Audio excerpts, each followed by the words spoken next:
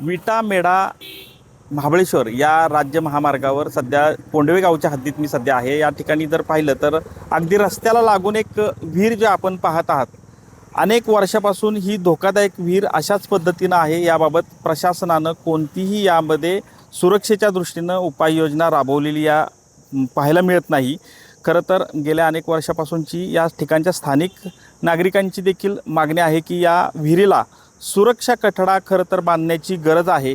मात्र असा कोणताही उपाययोजना या ठिकाणी केलेली पाहायला मिळत नाही। खरं तर आता काही दिवसापूर्वी नाशिकच्या दिंडोरी भागामध्ये एक कार रस्त्यालगतच असणाऱ्या एका विहिरीमध्ये गेली आणि अनेकांचा यामध्ये मृत्यू झाला होता। आणि यामध्ये देखील अशाच पद्धतीची परिस्थिती जी आहे त्याचा सध्या कोंडवे गावच्या हद्दीमध्ये आपण पाहत आहोत। याबरोबरच असाच हा जो रस्ता महाबळेश्वरवरून सातारा शहराकडे जातो, मोळाच्या ओढ्याच्या परिसरापर्यंत जवळपास 2 किलोमीटर अंतरात जवळपास 4 अशा विहिरी आहेत ज्या धोकादायक आहेत।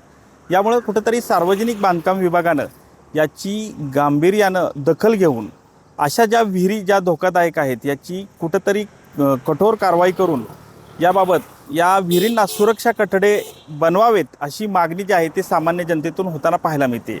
कॅमेरामन आमिर शेखसह संतोष नलावडे, TV9 मराठी, सातारा।